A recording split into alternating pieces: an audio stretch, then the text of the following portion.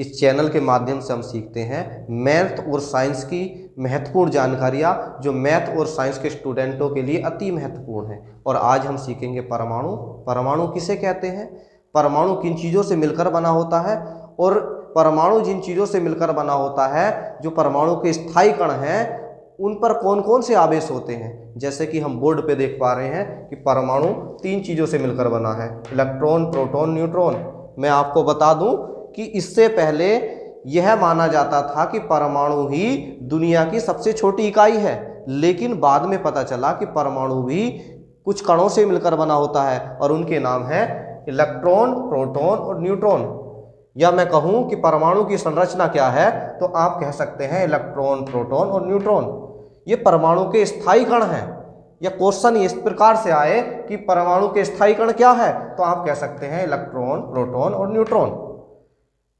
इसके अलावा भी बहुत सारे कण हैं जो परमाणु का भाग हैं, लेकिन वे सारे कण स्थायी नहीं हैं, वह अस्थायी कणों के रूप में माने जाते हैं। स्थायी कण अपने 3 हैं परमाणु के, इलेक्ट्रॉन, प्रोटॉन और न्यूट्रॉन।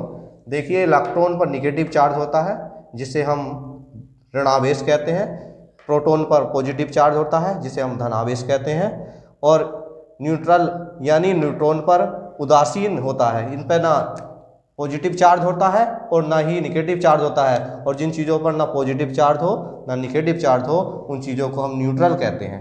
जैसे कि हिंदी में से उदासीन, परमाणु को अंग्रेजी में एटम कहते हैं, हिंदी में परमाणु कहते हैं। इसी के साथ में मैंने इनकी अंग्रेजी भी साथ में लिख रखी है।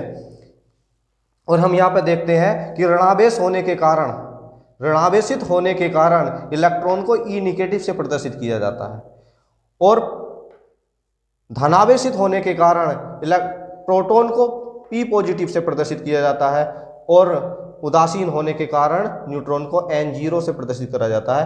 N के ऊपर छोटा सा 0 बना दिया जाता है, जिससे जो है न्यूट्रॉन को प्रदर्शित किया जा सके। तो इसके बारे में हम खोजकर्ता की बात करें तो खोजकर्ता को हम ईंट पर नाच, एक प्रकार का फॉर्मूला तो हम इसे नहीं कह सकते, एक प्रकार का तुक्का है ये, ईंट पर नाच। इससे हम जो है इनके खोजकर्ताओं को याद रख सकते हैं। ई से इलेक्ट्रॉन, और टा से टॉमसन यानी इलेक्ट्रॉन के खोजकर्ता है टॉमसन, और पी से प्रोटॉन, आर से रदरफोर्ड, रे से रदरफोर्ड, और यानी इसका मतलब है कि प्रोटॉन के खोज करता है रदरफोर्ड, और न्यूट्रॉन के खोज करता है चैडविक। नाच यानी ना से न्यूट्रॉन और चे से चैडविक।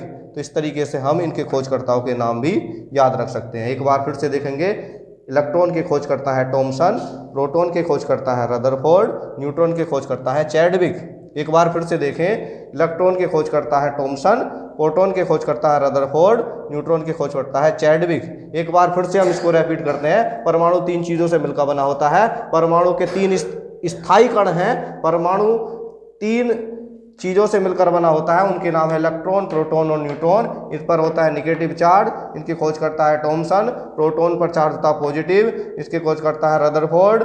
न्यूट्रॉन पर चार्ज होता है न्यूट्रल यानी ना पॉजिटिव ना निगेटिव, इसके खोज करता है चैडविक।